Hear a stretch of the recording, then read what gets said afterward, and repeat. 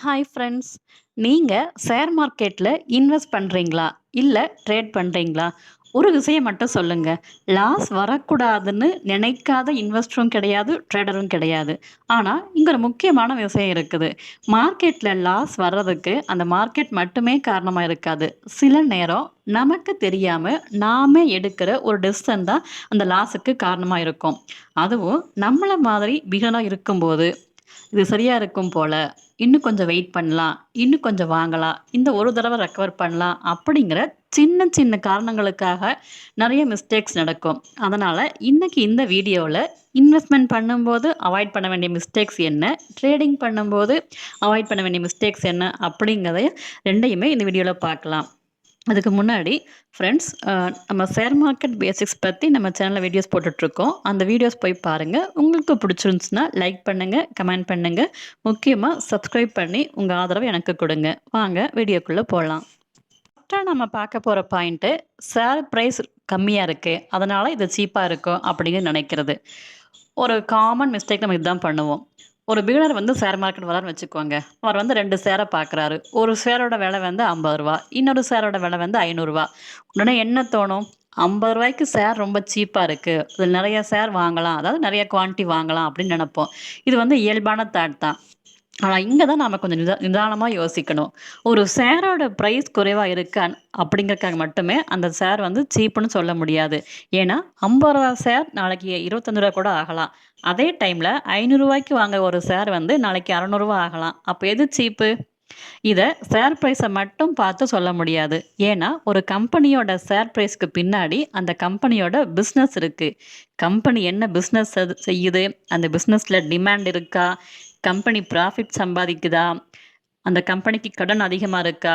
Future குரோத்துக்கு வாய்ப்பு இருக்கா? இதையெல்லாம் பார்த்து தான் இன்வெஸ்ட்மென்ட் பற்றி முடிவு பண்ணணும்.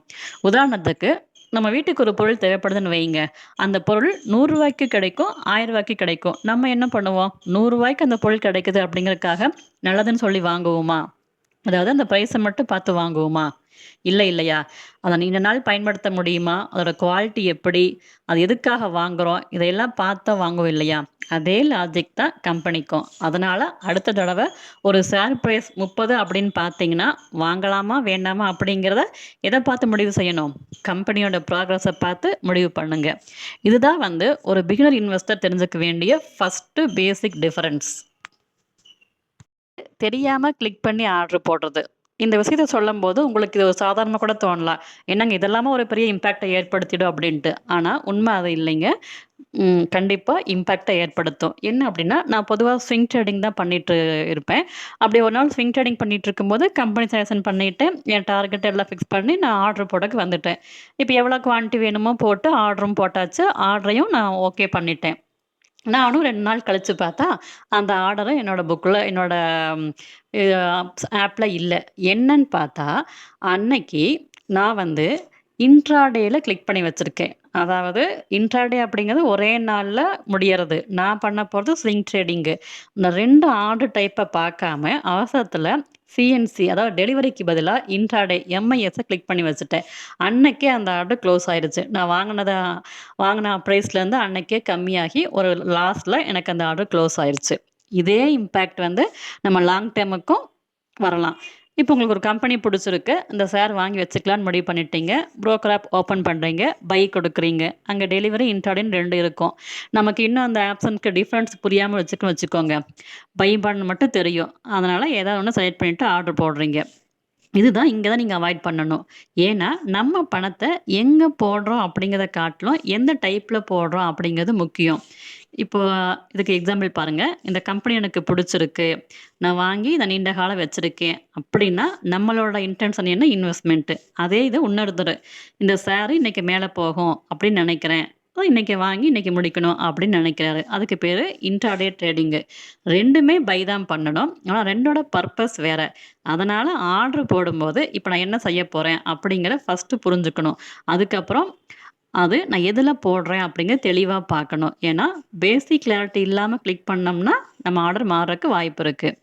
ஸோ ஆர்டர் போடுறதுக்கு முன்னாடி அது டெலிவரியா, சிஎன்சியா, இன்ட்ராடேவா இதெல்லாம் என்ன மீனிங் தெரிஞ்சுக்கிட்டு போடுங்க. தெரியாம கிளிக் பண்ணி பார்க்கலாம் என்ன வரப்போகுது அப்படின்னு மார்க்கெட்ல எக்ஸ்பெரிமென்ட் பண்ணாதீங்க. ஏன்னா, நம்ம பணத்துல எக்ஸ்பெரிமென்ட் பண்ண வேண்டிய இடம் மார்க்கெட் கிடையாது. முதல்ல கத்துக்கிட்டு அப்புறம் செய்யணும். பண்ற இன்னொரு மிஸ்டேக்கு, ஷேரோட பிரைஸ் குறைஞ்சதும் உடனே ஆவரேஜ் பண்றது. இப்ப நம்ம ஒரு ஷேர் வாங்கிட்டோம். அந்த ஷேரோட பிரைஸ் 500. கொஞ்ச நாள் கழிச்சு பார்த்தா 400. உடனே மனசுல என்ன வரும்? அடடா! ரூ. 100 குறைஞ்சிருக்கு. இன்னும் கொஞ்சம் வாங்கினா ஆவரேஜ் பிரைஸ் குறையும் அப்படின்ட்டு நம்ம வாங்குவோம். இது லாஜிக்ல ஒரு பகுதி சரிதான். ஆனா, இங்க ஒரு முக்கியமான கேள்வி நம்ம மறந்துடுறோம். இந்த ஷேர் பிரைஸ் ஏன் குறைஞ்சுச்சு?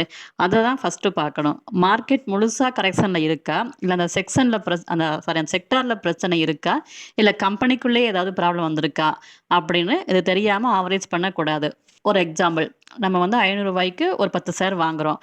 அந்த ஷேர் வந்து 400 ஆகுது. ஆவரேஜ் பண்ணலாம்னு இன்னும் ஒரு 10 ஷேர் வாங்குறோம். சரி, இப்ப ஆவரேஜ் பிரைஸ் குறையும். ஆனா, நாளைக்கே மறுபடியும் அது ரூ. 300 ஆகிடுச்சுன்னா, அப்ப என்ன ஆகும்? நம்ம எக்ஸ்போஷரும் இங்க அதிகமா இருக்கும்.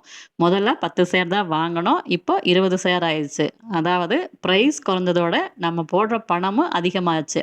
அதனால ஆவரேஜ் அப்படிங்கிறது தவறுன்னு சொல்ல வரல. ஆனா, பிரைஸ் குறைஞ்சிருக்கு அப்படிங்கிற ஒரே ரீசனுக்காக ஆவரேஜ் பண்ணக்கூடாது.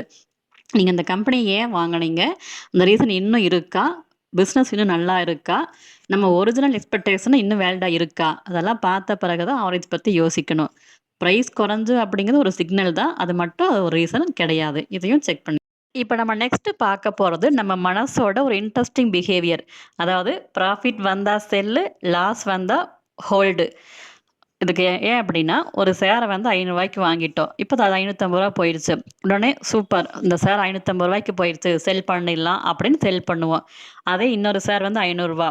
இப்ப அது ரூ. 400க்கு போயிருச்சு. ஐயய்யோ! ரூ. 100 லாஸ் ஆயிடுச்சே! இப்ப எப்படி சேல் பண்ணது? கொஞ்சம் வெயிட் பண்ணலாம் அப்படின்னு வைப்போம். இது ஏன் நடக்குது? ப்ராஃபிட்ட பார்த்த உடனே நமக்கு சந்தோஷம். லாஸ அக்செப்ட் பண்ண மனசு வராது. அதனால ப்ராஃபிட்ட சீக்கிரமே புக் பண்றோம். லாஸ மட்டும் பிடிச்சுக்கிட்டே இருப்போம். ஆனா இன்வெஸ்ட்மென்ட்ல முக்கியமான விஷயம், ப்ராஃபிட் வந்ததால மட்டும் கம்பெனி நல்ல கம்பெனி ஆகாது. அதே மாரி லாஸ் வந்ததால மட்டும் அந்த கம்பெனி மோசமான கம்பெனி ஆகாது. நாம அந்த கம்பெனிய வாங்கும்போது ஒரு ரீசன் வச்சிருப்போம். இதனால தான் வாங்கினேன் அப்படின்ட்டு. அந்த ரீசன் இப்பவும் இருக்கா? கம்பெனி பிசினஸ் நல்லா போகுதா? அதோட ஏர்னிங்ஸ் எப்படி இருக்கு? ஃபியூச்சர் குரோத் எப்படி இருக்கு? எக்ஸ்பெக்டேஷன் மாறி இருக்கா? இதையெல்லாம் பார்க்கணும். இல்லன்னா என்ன ஆகும்? நல்ல கம்பெனி 500லேருந்து 550 போனதும் போதும் எனக்கு ப்ராஃபிட் கிடைச்சிருக்கு அப்படின்னு வெளிய வந்துடுவோம். ஆனா, அந்த கம்பெனில ப்ராப்ளம் இருந்தாலுமே, அது வந்து 400 போயிருச்சு. மறுபடியும் திரும்ப 500 வரும் அப்படின்னு வெயிட் பண்ணிட்டு இருப்போம். அதனால ப்ராஃபிட் வந்தா செல்லு, லாஸ் வந்தா ஹோல்டு அப்படிங்கிறது ஒரு ப்ராப்பர் இன்வெஸ்ட்மென்ட் ஸ்ட்ராட்டஜி கிடையாது. டிசிஷன் எடுக்கும்போது பிரைஸ் மட்டும் இல்லாம நம்ம வாங்கிய ரீசனையும் ரிவ்யூ பண்ணி பார்க்கணும். அது 2க்கும் மேட்ச் ஆகுற வரைக்கும் நம்ம வச்சுட்டு இருக்கலாம். ஒரு காமன் மிஸ்டேக்கு. அதாவது நியூஸ பார்த்ததும் அவசர அவசரமா பை பண்றது.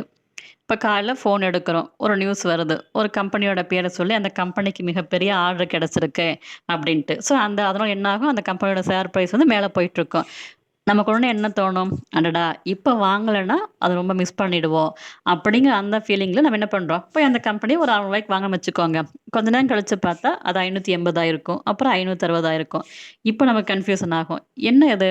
நல்ல நியூஸ் தானே! ஏன் அப்புறம் குறைஞ்சிட்டுருக்கு அப்படின்ட்டு. இங்க தான் ஒரு விஷயம் புரிஞ்சுக்கணும். குட் நியூஸ் அப்படிங்கிறதால ஷேர் பிரைஸ் உடனே மேல போகணும்னு அவசியம் இல்ல. ஏன்னா, மார்க்கெட்டுக்கு அந்த நியூஸ் ஏற்கனவே தெரிஞ்சிருக்கலாம். இன்வெஸ்டர்ஸ் ஏற்கனவே அந்த எக்ஸ்பெக்டேஷன்ல ஷேர வாங்கி பிரைஸ மேல கொண்டு வந்திருக்கலாம். அதனால ஆக்சுவல் நியூஸ் வந்தப்போ அதான் வரும் இல்லையா? அந்த ஆக்சுவல் நியூஸ் வரும்போது, இது நமக்கு ஏற்கனவே தெரிஞ்ச நியூஸு, எக்ஸ்பெக்ட் பண்ணது தானே அப்படின்னு மார்க்கெட்டு ரியாக்ட் பண்ணாம இருக்கலாம்.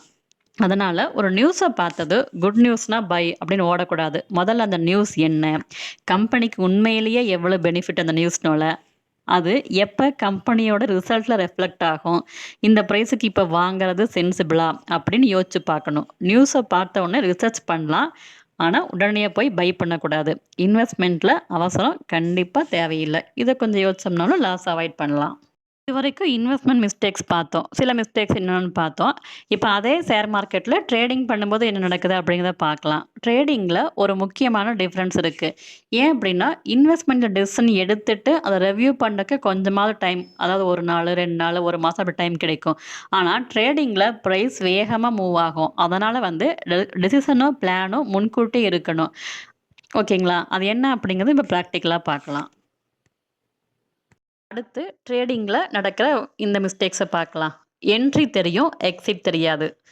எப்படின்னா, இப்போ ஒரு ஷேர் வந்து ரூ. 100 இருக்குது. நீங்க அத சார்ட்ட பார்த்துட்டு, அது ஏதோ ஒரு நியூஸ பார்த்துட்டு, இது மேல போகும் போல அப்படின்னு பை பண்றீங்க.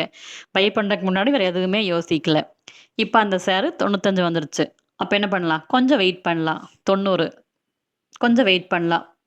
85 இப்ப செல் பண்ணா என்ன ஆகும்? பெரிய லாஸ் ஆகும். ஏன் அப்படின்னா, இப்படி ஒரு ட்ரேட விட்டுட்டே இருந்தா என்ன ஆகும்? நம்ம ஆரம்பத்தில எடுத்தது ஒரு ஸ்மால் ட்ரேடு. ஆனா அது பெரிய லாஸ் ஆகிரும். ஏன் அப்படின்னா, ட்ரேட் எடுக்கும்போது எங்க என்ட்ரி, எவ்வளோ வந்தா நான் செல் பண்ணணும், எவ்வளோ வந்தா நான் வெளிய வரணும் அப்படிங்கிறத எந்த பிளானும் இல்லாம நம்ம ட்ரேட் பண்றது தான். இது வந்து ரொம்ப ரிஸ்க்கு.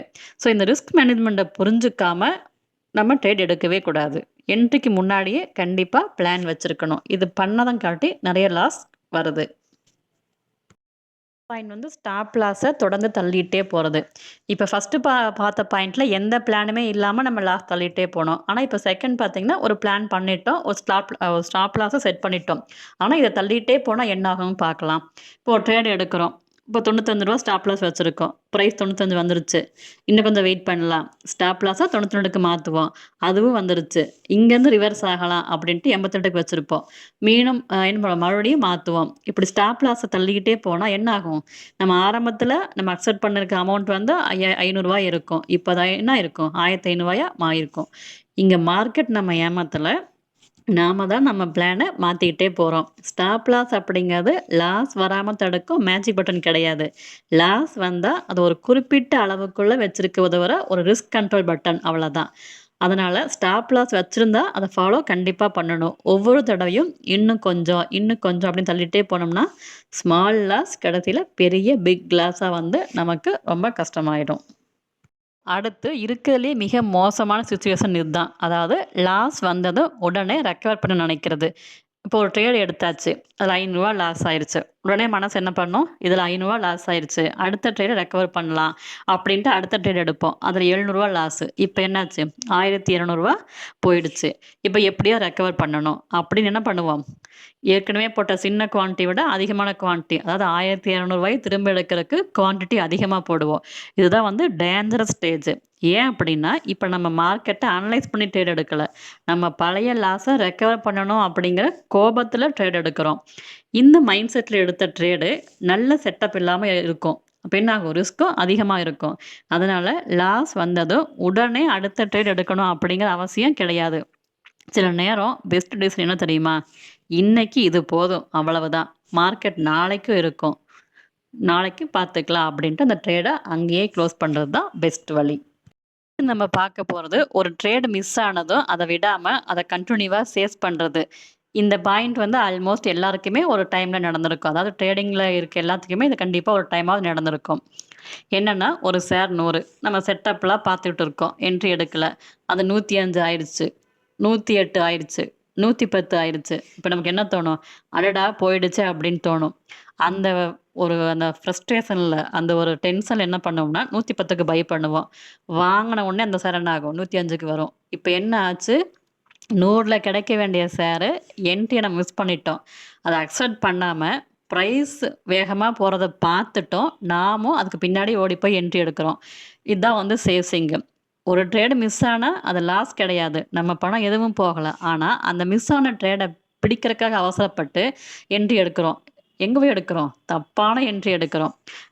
அப்போ நம்ம நம்ம நெனச்ச பிரைஸ் வந்துச்சுன்னா எடுக்கலாம். அது இல்லையா விட்டுருங்க. ஏன்னா, மார்க்கெட்ல ஆப்பர்ச்சுனிட்டி டெய்லியும் தான் இருக்கும். ஒரு ஆப்பர்ச்சுனிட்டி போயிடுச்சுன்னா, அதோட முடியறதில்ல. நாளைக்கும் மார்க்கெட் இருக்கும். இந்த ட்ரேடு போச்சு. அடுத்த செட்டப்ல வரட்டும். அடுத்த என்ட்ரி பிரைஸ் வரட்டும். பார்த்துக்கலாம் அப்டின்ட்டு எடுக்கிற அந்த மைண்ட் செட்டும் ரொம்ப முக்கியம். இந்த மாரி குட்டி, குட்டி விஷயங்கள கவனிச்சாலுமே லாஸ அவாய்ட் பண்ணலாம்.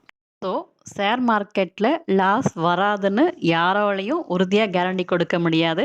மார்க்கெட் மேல போலாம், கீழ போலாம். நம்ம கண்ட்ரோல் பண்ண முடியாத விஷயங்கள் நெறையவே இருக்கு. ஆனா, ஒரு விஷயம் நம்ம கண்ட்ரோல்ல வைக்க முடியும். அதுதான் நம்ம டெசிஷன். இப்ப இன்வெஸ்ட்மென்ட் பண்ணும்போது நம்ம சொன்ன விஷயங்கள்லாம் கொஞ்சம் ஃபாலோ பண்ணுங்க. அதே ட்ரேடிங் பண்ணும்போது கண்டிப்பா இந்த விஷயங்கள்ல கவனமா இருங்க. என்னென்ன? ட்ரேடிங் என்ட்ரிக்கு முன்னாடியே பிளான் பண்றது. எக்ஸிட் தெரிஞ்சுக்கணும். ஸ்டாப் லாஸுக்கு ரெஸ்பெக்ட் பண்ணி அத ஃபாலோ பண்ணணும். லாஸ் வந்துச்சுன்னா ரிவென்ஜ் ட்ரேட் எடுக்காம இருக்கணும். குவான்டிட்டி அதிகமா போடாம இருக்கணும். மிஸ் ஆன ட்ரேடிங்கை சேஸ் பண்ணாமல் இருக்கணும். இந்த மாதிரி குட்டி குட்டி ரிஸ்க்கை அவாய்ட் பண்ணாவே நம்மளால் வந்து வர்ற லாஸை பெட்டராக மேனேஜ் பண்ண முடியும். ஸோ ஷேர் மார்க்கெட்டில் வெற்றி அப்படிங்கிறது ஒவ்வொரு ட்ரேட்லேயும் ப்ராஃபிட் எடுக்கிறது மட்டும் இல்லை. நம்மால் அவாய்ட் பண்ணக்கூடிய மிஸ்டேக்கை அவாய்ட் பண்ணுறதும் பெரிய வெற்றி தான். அதனால் எப்படி அதிக ப்ராஃபிட் பண்ணலாம் அப்படிங்கிற மட்டும் கற்றுக்காம எப்படி அன்னெசசரி லாஸை அவாய்ட் பண்ணலாம் அப்படியும் கற்றுக்கிட்டு மார்க்கெட்டுக்கு வாங்க. அதுதான் மார்க்கெட்டில் நீண்ட காலம் நிலைத்திருக்க உதவும். ஃப்ரெண்ட்ஸ், இந்த வீடியோ உங்களுக்கு பிடிச்சிருச்சுன்னா லைக் பண்ணுங்கள், கமெண்ட் பண்ணுங்கள், முக்கியமாக சப்ஸ்கிரைப் பண்ணி உங்கள் ஆதரவு எனக்கு கொடுங்க. நம்ம அடுத்தடுத்து வர வீடியோக்களில் இன்னும் சில முக்கியமான பாயிண்ட்ஸ்லாம் பார்க்கலாம். உங்களுடைய வேலிடான கமெண்ட்டை கமெண்ட்டில் போடுங்க. தேங்க்யூ.